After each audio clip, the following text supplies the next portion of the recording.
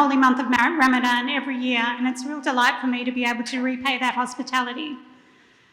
I have tremendous respect for the sacrifice that you make during Ramadan, not just the fasting, which is very challenging, but also the prayer, the self-reflection, the zakat, the giving to others, and the charitable deeds that are performed throughout the holy month, which are all with the aim of becoming closer to God.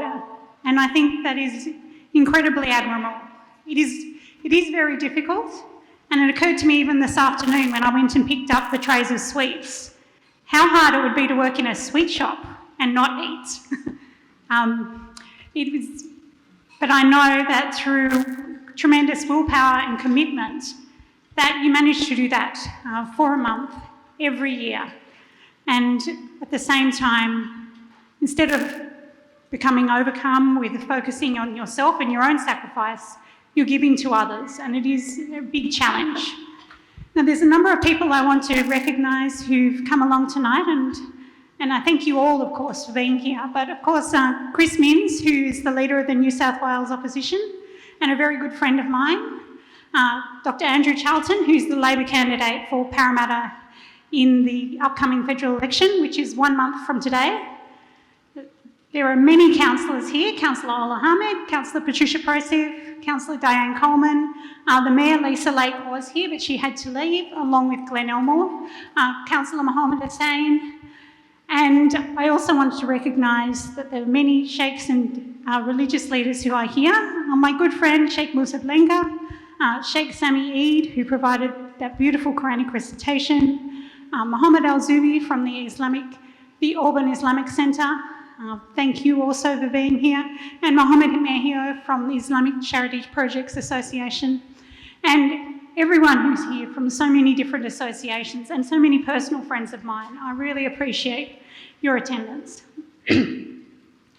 Now, last year during COVID, we were able to meet during Ramadan, but soon afterwards we went into a 4-month-long lockdown, and Chris came out to our area so many times to help me pack food parcels for people who were struggling, and also to visit a lot of the local businesses.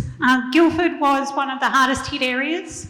Up until the Omicron wave, Guildford actually had the highest number of COVID cases anywhere in New South Wales over the course of the pandemic, and we also lost a lot of people. But it was also very hard on our businesses.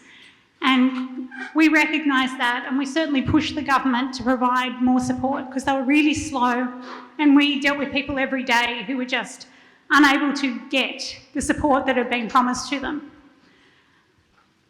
And I want to also recognise and tell you a bit about Andrew's former experience. So he worked for Kevin Rudd during the GFC, and I'll talk to you a bit more about Andrew when I introduce him later. But if you remember back to the GFC, Australia was the only country in the world, or in the developed world, that didn't go into recession. Now, 2 years ago, we did go into a recession because of the COVID restrictions, and we did that to keep people safe and make sure that they didn't catch COVID. But a decade ago, when the GFC hit, the Rudd government got all those support payments out to people really, really quickly, and it was because people like Andrew and committed staff in Treasury who actually understood what an impact it would have when everybody lost their jobs en masse. And I think that's a big difference between Labor and Liberal, is that we actually talk to people who are struggling. We understand what it means to have everybody put out of work in a real hurry. So I think it's something that we're still reflecting on. We're looking at, there's still parts of Western Sydney where people haven't gotten back to work after COVID. But I certainly do think that it's something that we on our side of politics have a better understanding of. And I hope you'll forgive me for being a bit political during Ramadan. I also ask you tonight, usually I do some charitable fundraising, and we haven't arranged that this year, but there are so many people who are struggling even more than people in our own communities. I know so many of you are sending regular donations to family and friends in Lebanon. The Afghan community here has been trying so hard to bring out relatives from overseas, and the devastation in that country is enormous. what's been going on in the Al-Aqsa Mosque while worshippers have been trying to pray during the holy month is just quite disgraceful. And then you talk about what's happening in the Ukraine, what's happening in Yemen, and so many places in the world where people do need our prayers and our financial support. So I urge you to keep them in your prayers and also in your zakat donations you make. But again, I would just want to thank you for being here and enjoy your dinner. Saten and Ramadan Mubarak.